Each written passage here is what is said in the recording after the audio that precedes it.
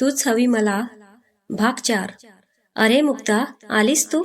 आजी, तुला काय वाटते आजी? मुग्धा म्हणाली, हे डार्लिंग, हाय. मागून रियांश, ए तू साईडला हो. चला. अगं बाई, माझं बाळ, तू कधी आलं Riyansh?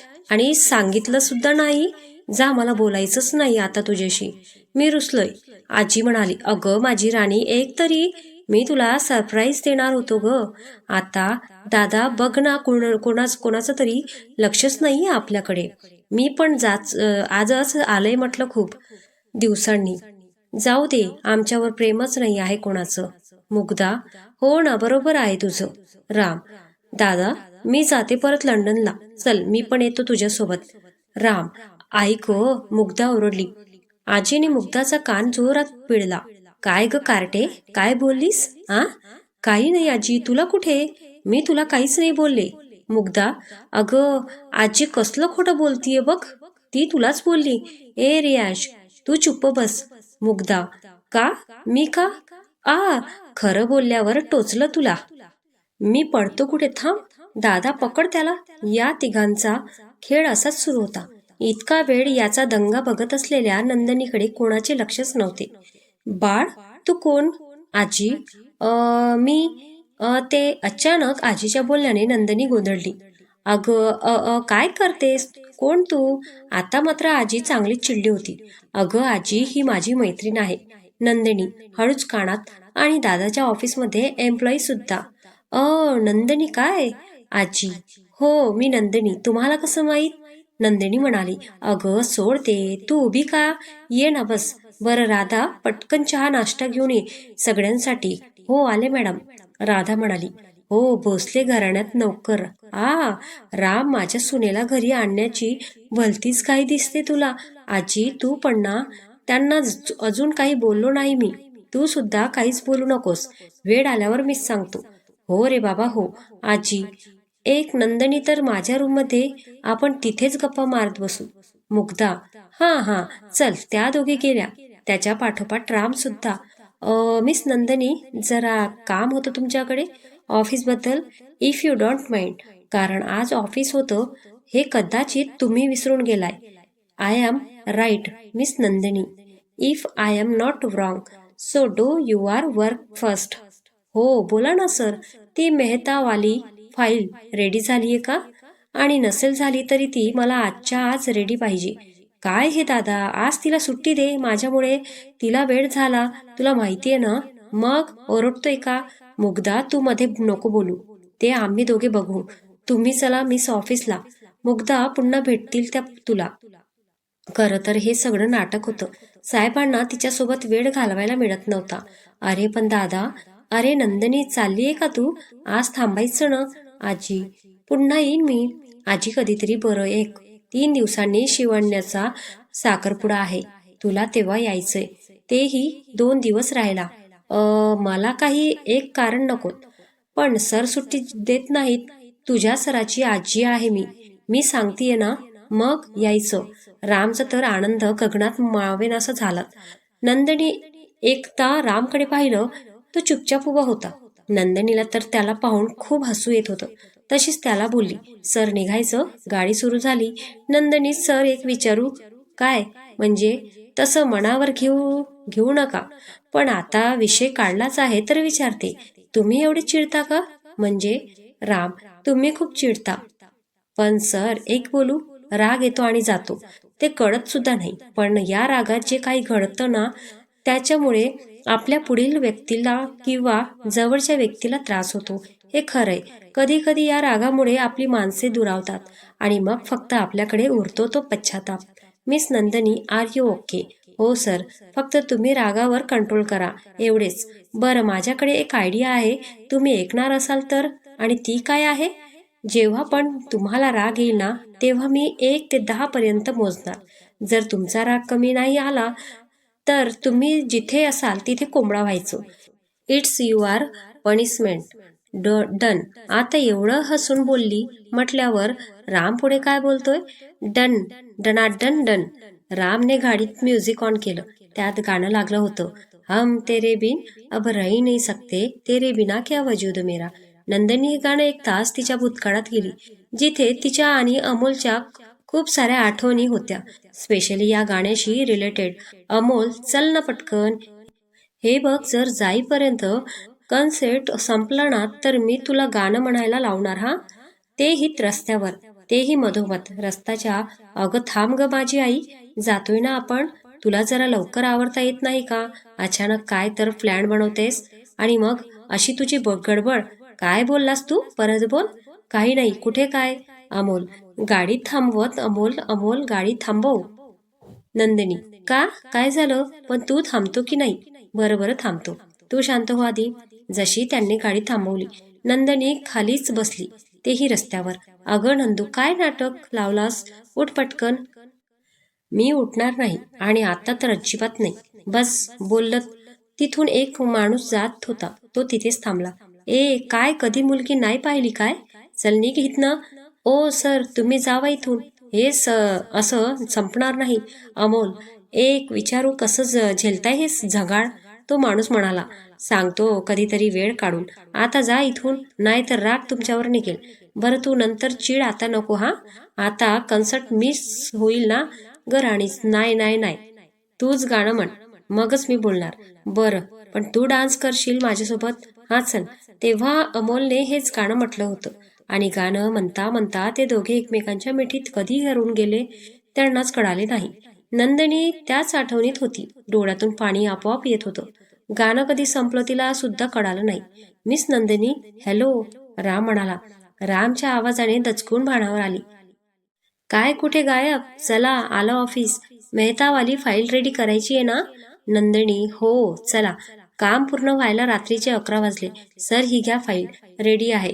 File ready, great, outstanding miss Nandini. Oh no, 11 वाजले. मिस नंदिनी, चला मी तुम्हाला घरी सोडतो.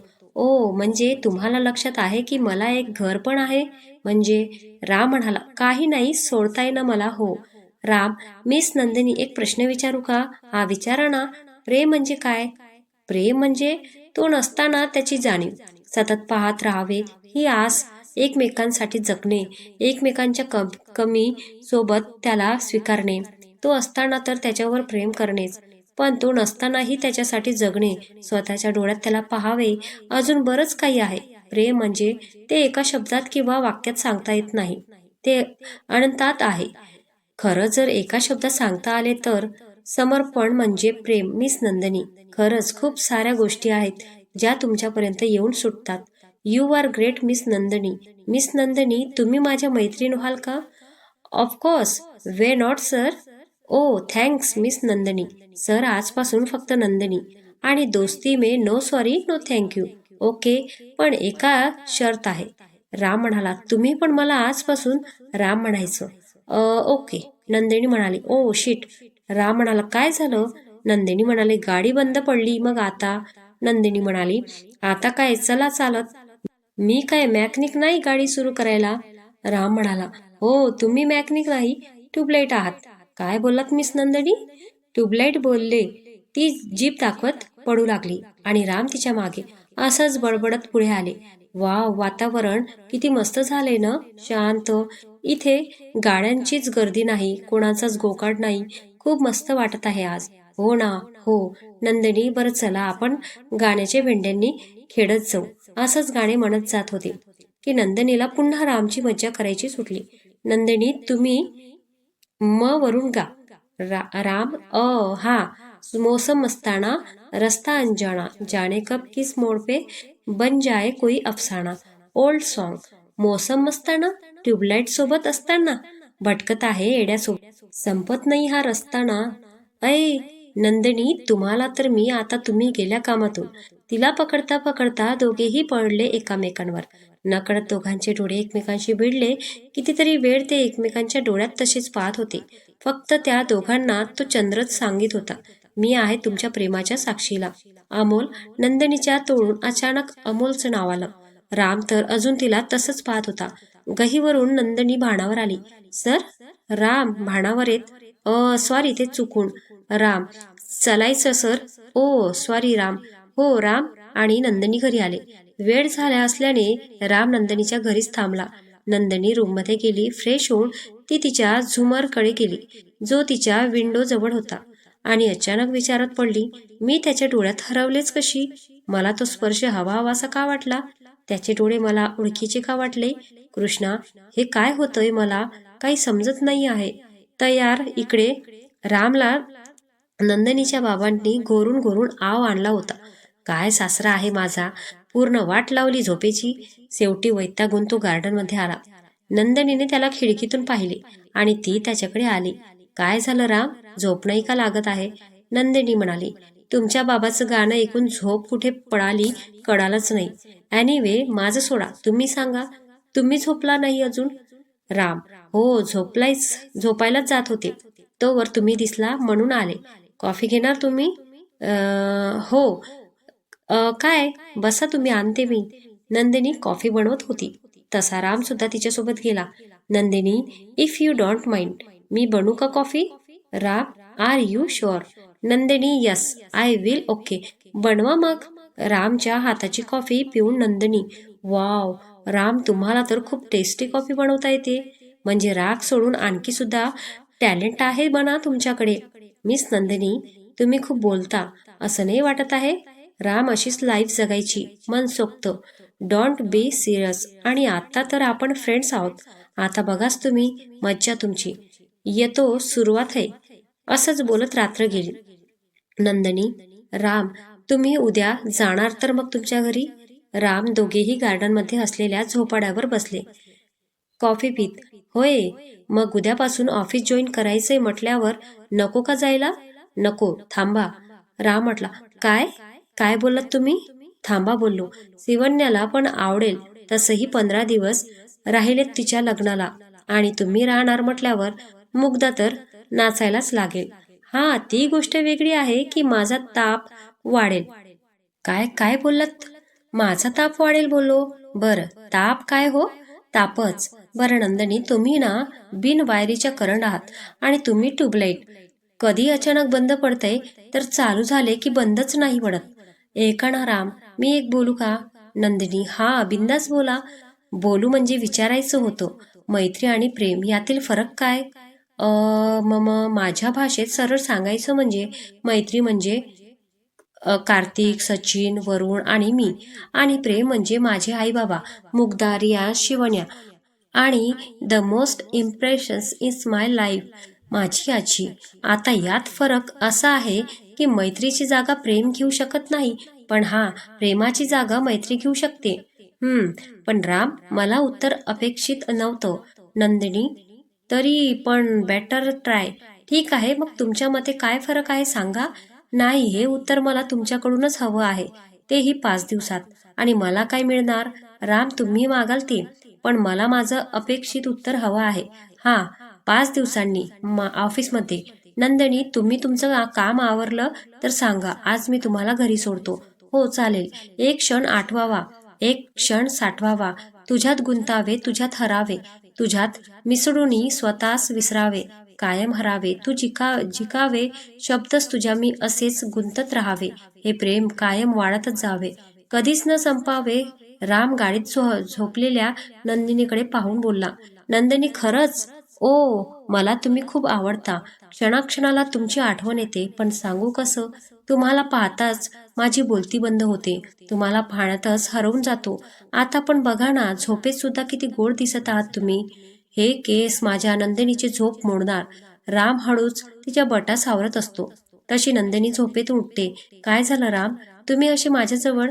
तुमचे केस डोळ्यावर येत होते, तुमची झोप मोडेल म्हणून केस नीट करत होतो, आणखी काही नाही. बरं ऐका ना, माझ्या प्रश्नाचं उत्तर तर द्या. मैत्री आणि प्रेम यातील फरक काय? हो हो, सांगतो, थांबा. मैत्री आणि प्रेम यात अंतर नाही आहे, कारण प्रेम आणि मैत्री हे एकाच परड्यातील 2 रत्ने आहेत, फक्त त्याच्या बाजू वेगवेगळ्या आहेत. समजलं नंदिनीबाई? राम, यस, हेच उत्तर हवं होतं मला. आणि 1 मिनिट, काय बोललात तुम्ही? हा, बाई? मी बाई नाही, मुलगी आहे, कळलं? Mister what ever? काय बोललात तुम्ही? हा, me what ever? Me Ram Deshmukh. What ever? हा, मग मी बाई, तर तुम्ही पण व्हॉट एव्हर. मला नंदिनी बोला, मगच तुम्हाला राम बोलणार मी पण. समजलं? हो ग माझी आई, हो. राम आहे. मग गप्प बसावंच लागलं. त्याला ते म्हणतात ना, नो ऑप्शन टाइप्स असतं काहीतरी. आई नाही नंदनी. हो हो नंदनी बस आता. की आणखी काही बोलू? नाही पाया पडा आता. राम राम गाडी थांबवा. राम गाडी थांबवा ना प्लीज. अहो पण का? राम अहो तुम्ही थांबा तरी. चला उतरा आता पटकन.